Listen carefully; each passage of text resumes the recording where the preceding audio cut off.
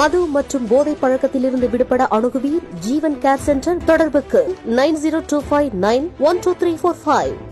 வயசு 62 18 வயசுலேருந்து குடிச்சுக்கிறீங்க. அது குடிச்சாத்தே உயிரோட வாழ முடியும். டாக்டர்கிட்ட போனோம்னா 2000 கேட்பேன் 3000 கேட்பேன். அவன் ஒரு இன்ஜெக்ஷனை போட்டுவேன். அப்புறம் நரம்பு தளர்ச்சி ஆகி போச்சு. மிளகு விஷத்தை குடிச்சு சாகுறத ஏற்றுக்கிற மாட்டோம்ல. என்ன செய்யணும்? அதுக்கு தான் என்ன செய்யணும், பூராமே இந்த குறைக்கணும். இந்த பஸ்ஸு லேடிஸுக்கு குறைக்கணும். அது எதுக்கு காசு இல்லாமல் இது பண்ணுறீங்க? ஆமாம், அதேமாதிரி இந்த மகளிர் 1000 ரூபா கொடுக்குறீங்களே, அதே வேணாம். குறைக்கவே வேணாம், கூட்டிக்கிட்டே இருக்கட்டும். கூட்டிக்கிட்டே இருந்தால் ரொம்ப ஏழை கஷ்டப்படுறோம். அதெல்லாம் கிடையவே கிடையாது. யார் கஷ்டப்படுறா? ஏழைகளே இல்லை. பெட்ரோல் டீசல் வரி எல்லாரும் ஏத்துறீங்களா சார்? குடிக்கிற கஞ்சில இருந்து இந்த பொரோட்டா விற்கிற அம்மன் மெஸ்ஸில் வச்சிருக்கேன் 50 சூரி அவெல்லாம் ஒரு நிறைய ஒரு 20 ரூபா 30 ரூபா ஜிஎஸ்டி வரி போடுறாங்க. இந்த டீசல் பெட்ரோலில் போடுங்க சார். கோச்சுக்கிறான் போட்டிங்கன்னா இந்தியா நாட்டில் எத்தனை பொருள் விலைவாசி குறையும் சார்.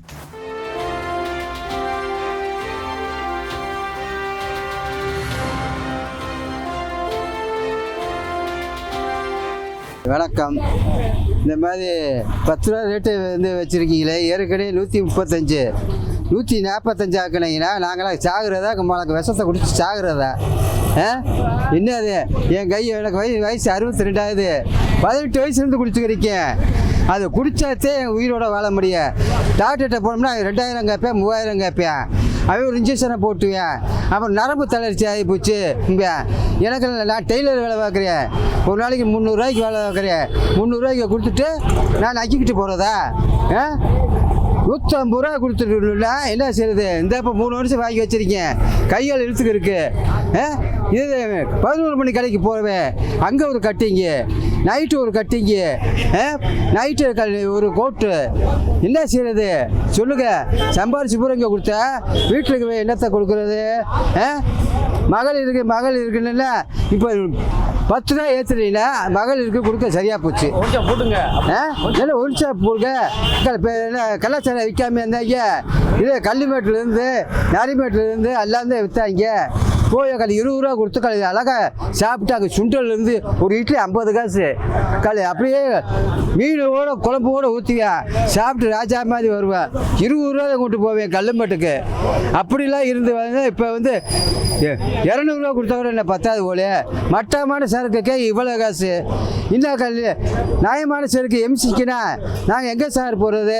200 ரூபா சம்பாதிப்பேன். இதை கொடுத்துட்டு நாங்கள் என்ன செய்ய முடியும் சொல்லுங்கள்? இந்த மண்டெல்லாம் இருக்குது. இப்போ 6 ஜாக்கெட் தச்சுட்டு வந்துருக்கேன்.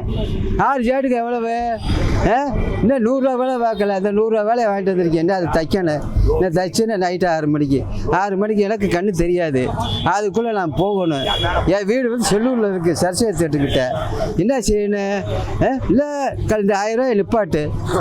இதை குறை. அதை விட்டு சும்மா போட்டுக்கிட்டு வருஷத்துக்கு ஒரு வட்டம் ஏற்றுறேன்னா என்ன ஏற்றி யாருக்கு கொடுக்க போகிற? ஏன் இந்த லேடிஸ் எல்லாம் அதெல்லாம் தேவையா? இல்லை புருஷன்ஸ் எல்லாம் இல்லையா? எதுக்கு தேவையா? ஏன் ஆம்பளைகளுக்கு மட்டும் என்னாவா? அதே மாதிரி நிப்பாட்டிருந்தேன். அதெல்லாம் நஷ்டம் தானே. என்ன செய்யணும்ல? என்ன செய்ய? ஏற்றுக்கிற மாட்டோம்ல. என்ன செய்யணும்? அதுக்கு தான் என்ன செய்யணும், பூராமே இந்த குறைக்கணும். இந்த பஸ்ஸு லேடிஸுக்கு குறைக்கணும். அது எதுக்கு காசு இல்லாமல் இது பண்ணுறீங்க? ஆமாம், அதேமாதிரி இந்த மகளிர் 1000 ரூபா கொடுக்குறீங்களே, அதே வேணாம். இப்போ 10 ரூபானா இப்போ தமிழ்நாடு பூரா இருக்குது. அப்போ என்ன செய்ய முடியும்? அந்த காசை வாங்கி தானே கொடுக்குறீங்க. அது யாரு காசு சொல்லுங்க? யாரு காசு? நம்ம காசு தானே. இந்த வேர்க்குது மண்டை இங்கே வருங்க. டாக்ஸிமாக குறைக்க. இது வந்து யாரும் நிப்பாட்ட முடியாது. 500 ரூபாய்க்கு பிளாக் இருந்தாலும் வாங்கி குடிக்க ஆள் இருக்கு. நானும் 2 நாள் கடை அடிச்சிருந்தாங்க. 250 ரூபாய்க்கு வாங்கி குடித்தேன். என்ன செய்ய? அது குடிக்கலாம் என்ன பண்ண முடியாது. 200 ரூபா 250 ரூபாய்க்கு விற்கிறாங்க. ஏன் அதை நிப்பாட்டு? போலீஸ்காரிகளுக்கு பணத்தை கொடுக்குற வைக்கிறீங்க. அதை நிப்பாட்டு நல்லதை செய்யுங்க. இதை வந்து குடிக்காமல் இருக்க முடியாது. ஆமாம், எந்த அளவு பாதிக்குன்னா முதல்ல வந்து கம்பல்சரியாக வந்து கவர்மெண்ட் அப்ரூவல் பிரகாரம் 130 ரூபா தான். 135 வாங்கினாங்க. ஒரு டம்ளர் தண்ணியை வாங்கினோம். ஸ்நாக்ஸுக்கு வழி இல்லாமல் பக்கத்தில் இருக்கிறாள்கிட்ட பிச்சை எடுத்து ஏதோ 150 ரூபாயில் முறையை கழிச்சோம். இப்போ கம்பல்சரியாக வந்து 145 150 வாங்குறாங்க. இது போக நாங்கள் டம்ளர் தண்ணிக்கு என்ன செய்கிறது அப்படின்னும் போது கடைக்கு வரணும் போது 200 வேணும். மினிமம் சம்பளமே 500 தான் வாங்குகிறோம். அந்த 500 அந்த கோட்டரை போட்டு நாங்கள் எந்திக்க மாட்டோம். ஏதோ ஒரு தெரிஞ்சால் வருது கொள்ளுது அப்படின்னா சரி என்னையா அப்படின்னு, ஏய் நேற்று நான் வாங்கி கொடுத்தேன் அப்படின்வாங்க, நாளைக்கு நான் வாங்கி தரேன் அப்படின்னு சொல்லுவாங்க. சரின்ட்டு அவருக்கு ஒரு 3 போட்டு விட்றோம். அப்படின்னும் போது எவ்வளோ ஆகுது? 250 270 ஆகுது. திருப்பி அந்த சவலை புத்தி எல்லாம் பேசிக்கிட்டே இருப்போம். அந்த 500 காலியாக தான் போதும் ஒழிஞ்சு வீட்டுக்கு போக வாய்ப்பு இல்லை. இது வந்து மக்களை கெடுக்கிறதுக்கு தான் அந்த இது இந்த விலை ஏற்றம் சரின்னு நினைக்கிறீங்களா? தப்பு, பெரிய தப்பு. 130க்கு 135 வாங்கினாங்க. அதை மீறி அந்த 15 ரூபாய் ஒரு டம்ளர் தண்ணி வாங்கிட்டு ஒரு பக்கத்தில் உள்ளாட்ட பிச்சை எடுத்துகிட்டு எனக்கு வாயில் நக்கிட்டு அந்த 150 ரூபாய் முறையை கழிச்சிட்டு ஓடிடுவோம். இப்போ என்ன ஆகுதுன்னா மொத்தத்துக்கு அந்த 500 காலி பண்ணால் தான் எந்திக்கிற மாதிரி இருக்குது. 10 ரூபாங்கிற பெரிய அமௌண்ட்லாம் கிடையாது. 50 ரூபாய் கூட கூட்டுங்க, டோர் டெலிவரி பண்ணுங்க. வீடுகளில் போய் டோர் டெலிவரி. ஏன்னா அப்புறமேட்டு குடிச்சிட்டு ரன்னிங்கில் போகிறாங்க, அதுக்கு ஒரு ஃபைன் போடுறாங்க. லைசன்ஸை பிடுங்கிறது, அதை பண்ணுறது, இதை பண்ணுறது. அதுக்கு டோர் டெலிவரி பண்ணுங்க. வீடுகளில் குடிச்சிக்கிட்டு அவங்க பாட்டு வீட்டில் இருப்பாங்க. அப்புறம் குடிச்ச பிறகு அப்புறம் ஃபைனு கீனு இதெல்லாம் வராது. டாஸ்மாக் கடையில் கரெக்டான அமௌண்ட்டு தான் வாங்குறாங்க. ஆமாம், அது வந்து ஃப்ரிட்ஜ் வச்சுருக்காங்க, கரண்ட் பில்லு இதெல்லாம் கட்டுறாங்கல்ல. அப்புறமேட்டு 2 ரூபா 1 ரூபா சேர்த்து வாங்குவாங்க. இதனால ரொம்ப ஏழை மக்கள் தான் பாதிக்கப்படுறாங்க. சார் 38 ரூபா சம்பாதிச்சாலே பணக்காரங்கிறீங்க கவர்மெண்ட்டில். 38 ரூபா சம்பாதிச்சாலே அப்போ வந்து இவங்க எப்படி ரைஸில் விட்ற கூட 500 ரூபா சம்பாதிப்பாங்க. எல்லோரும் பணக்காரங்க தான், எல்லோரும் பணக்காரங்க. என்ன மாதிரி இருந்தால் உங்களுக்கு மதுப்பிரியர்கள் டோர் டெலிவரி. அது போக வாகனத்தில் வந்தாக்க, பைக்கில் வந்தாக்க சரக்கு கொடுக்காதீங்கிறேன். எதுக்கு அப்போ ஆக்சிடென்ட் ஆக்குவேன், அதாக்குவேன். வீடுகளில் கொண்டு கொடுத்துருங்க. திடீர்னு வந்து இப்போ அமௌண்ட்டு கூடிருச்சு அப்படின்றப்ப அதெல்லாம் வருத்தமே கிடையாது. பூரா உழைக்கிற ஆளு தான், உழைச்சி தானே குடிக்கிறோம். என்ன மாதிரி விஷயங்கள்லாம் பண்ணால் உங்களுக்கு தெரியாது? அது குறைக்கே வேணாம், கூட்டிக்கிட்டே இருக்கட்டும். கூட்டிக்கிட்டே இருந்தால் ரொம்ப ஏழை கஷ்டப்படுறாங்க. அதெல்லாம் கிடையவே கிடையாது. யார் கஷ்டப்படுறா? ஏழைகளே இல்லை. ஆமாம், 200 ரூபா போட்டு குடிக்கிறாங்கல்ல, 200 ரூபா போட்டு குடிக்கிறாங்களே சார். அதாவது கடை லீவு அன்னைக்கு 200 ரூபாய்க்கு வாங்கி குடிக்கிறான். அங்கே அப்போ அதான் நான் சொல்கிறேன். இல்லை இல்லை, அப்போ வந்து அதெல்லாம் வாங்கி குடிக்கிறது இது ஒரு பெரிய 10 ரூபா ஒரு பெரிய விஷயமே கிடையாது. இந்த நேரம் வந்து அதிகப்படுத்தணும் அப்படின்னா இல்லை இல்லை, இப்படியே இருக்கட்டும். நேரம்லாம் அதிகம் வேணால் கொள்ளவர் செத்து போயிடுவாங்க. உண்மைதான், நேரத்தை அதிகப்படுத்தினா கொள்ளவர் உயிர் பலி தான் ஆகும். இதுதான் உண்மை. ஆமாம், அப்புறம் வேறு வழி இருக்கிற லெவலில் போனாலே போதும். இருக்கிற லெவலே போதும், அதெல்லாம் அதிகமாக வேணாம். 5 ரூபா கூட தான் வாங்குறாங்க. அதுக்கு என்ன செய்ய முடியும்? தட்ட முடியாதுல்ல. இப்போ கேரளாவில் பார்த்தீங்கன்னா பில்லு போட்டு இங்கே கிடையாதுல்ல, பில்லே கிடையாது. அதான் என்ன மாதிரி இருந்தால் உங்களுக்கு தெரியாது? பில் அதாவது அதிகம் சார். அது கேரளாவில் வந்து ஜனத்தொகை கம்மி, இங்கே ஜனத்தொகை கூட. இங்கே இப்படித்தான் இருக்கும், பில்லெல்லாம் கொடுக்க முடியாது. இந்த சட்டத்திட்டம் இங்கே குடிக்கிற ஆளுங்க ஜாஸ்தி. வரிசையில் நின்று குடிக்கிற அளவுக்கு இங்கே பொறுமை கிடையாது. நீ என்ன பில்லை தட்டிக்கு இருக்க, முதல்ல சரக்கை கொடுன்னு தான் கேட்பாங்க. 24 மணி நேரம் கூட இருந்துட்டு போகுது கடை. ஆமாம், வேணுங்கிற ஆள் தான் போகுது.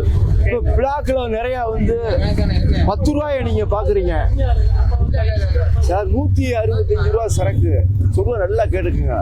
பிளாக்கில் வந்து 200 ரூபாய்க்கு விற்கிறாங்க, 200 ரூபாய்க்கு விற்கிறாங்க. அதில் எவ்வளோ லாபம்? 65 ரூபா லாபம். இதை ஓப்பனாகவே திறந்துட்டே போக முடியாது. 24 மணி நேரம் இருந்துட்டு போகுது மதுக்கடை. இஷ்டப்பட்டா குடிக்க போகிறாங்க. ஹலோ, வணக்கம் சார். நான் வந்து மதுரையிலேருந்து இந்த டாஸ்மாக் சம்மந்தமாக பேச சொல்கிறாங்க. இருக்கிறதுலே கேரளா அரசில் விற்கிறாங்க. பிரணாப் தான் முதலமைச்சர் இருக்கார். அவர் வந்து சரக்கை வாங்கி எந்த பார் வைக்கக்கூடாது, ஒன்று வீட்டில் போய் குடியிருந்தா ஆர்டர் போட்டிருக்காரு. ஆனால் கவர்மெண்ட்டில் சுத்தமான சரக்கு கொடுக்குறாரு. அதே பாண்டிச்சேரியிலையும் கோவா காரைக்கால் போனால் கண்டனர் பவர் கம்மி. இங்கே தமிழ்நாடு கடற்கரை ஆளுங்கட்சியில் ஆளக்கூடிய முதலமைச்சர் தான் பேட்டி வச்சு நடத்துகிறாரு.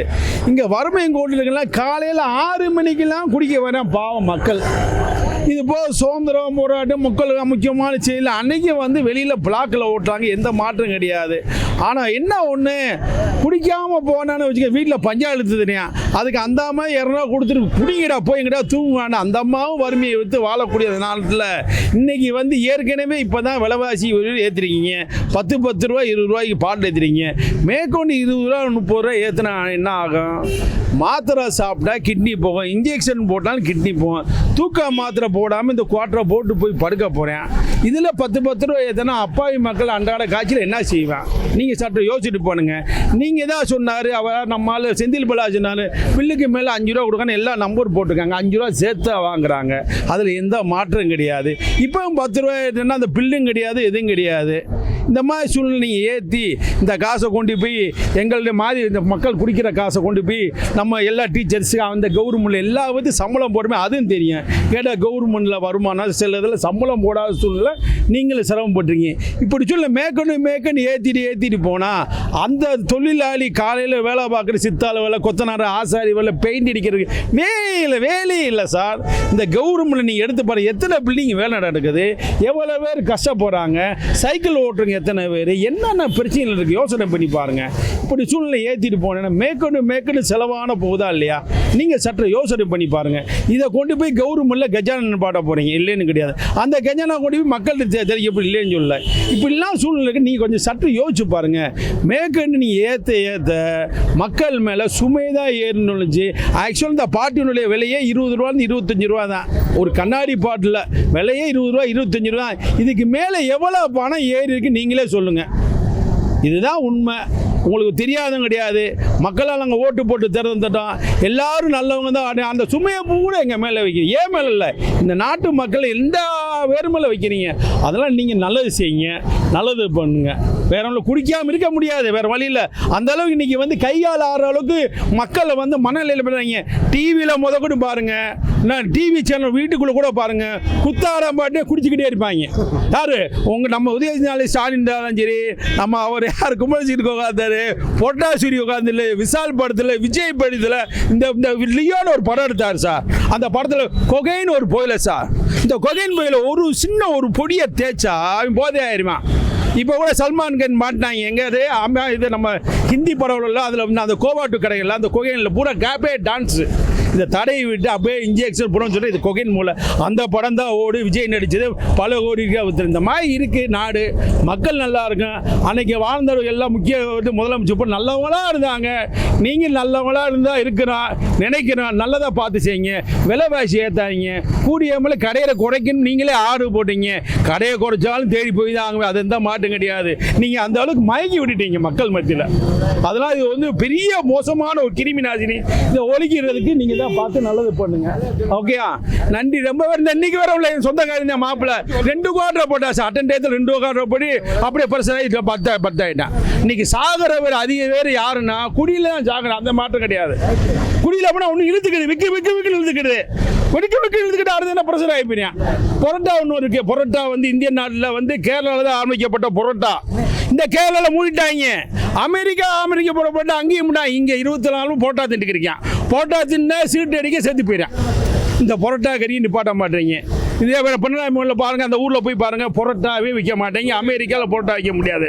இந்த தம்ஸ் அப்னு ஒரு கெமிக்கல் இருக்குது, அது விற்க மாட்டாங்க. ஏன்னா இதெல்லாம் ஆசிட் பவுடர். அதனால் மக்கள் நல்லா வர்றதுக்கு நல்ல விஷயத்தை எல்லாவது எடுத்து சொல்லி நல்லது பண்ணி நாட்டு மக்கள் இல்லை. இது இன்னொன்று சொல்கிறீங்க, கோச்சுக்கிறாங்க. இந்த டாஸ்மாக் விலைக்கெல்லாம் ஏற்றுறீங்க இல்லையா? இந்த தமிழ்நாட்டில் இந்தியாவில் ஆள கூட முதலமைச்சர் இந்த ஜிஎஸ்டி வரியை பெட்ரோலை போட சொல்லுங்க சார். யாராச்சும் ஒரு ஆள் பெட்ரோல் டீசல் வரி எல்லாரும் ஏற்றுறீங்களா சார்? குடிக்கிற கஞ்சில இருந்து இந்த பொரோட்டா விற்கிற அம்மன் மெஸ்ஸில் வச்சிருக்கேன் சூரி, அவெல்லாம் ஒரு நிறைய ஒரு 20 ரூபா 30 ரூபா ஜிஎஸ்டி வரி போடுறாங்க. இந்த டீசல் பெட்ரோல் போடுங்க சார். கோச்சுக்கிறான் போட்டீங்கன்னா இந்தியா நாட்டில் எத்தனை பொருள் விலைவாசி குறையும் சார். அதனால போடுங்க சார். வண்டி வாகனம் ஓட்டுறவர், ஆட்டோ ஓட்டுறவர், பஸ்ல இருந்து போடலாம்ல. கொஞ்சம் இந்த ஜிஎஸ்டியை வந்து நிர்மலா சொல்லுவாங்க, அனைத்தும் போய் எல்லா முதலமைச்சர் இந்தியாவில் எத்தனை முதலமைச்சர் எல்லாம் வந்து ஜிஎஸ்டி வரி அதில் போடுங்க சார். இதை கூட ஏற்றுங்க சார், அதை கூட ஏற்றுக்கணும். அது வரி சும்மா குறைஞ்சா எல்லா விலையும் குறையாங்க. நன்றி, வாழ்த்துக்கள் உங்கள் அனைவருக்கும். வாழ்த்துக்கள். ஜெயஹிந்த். மது மற்றும் போதை பழக்கத்திலிருந்து விடுபட அணுகுவீர் ஜீவன் கேர் சென்டர். தொடர்புக்கு 9025912345.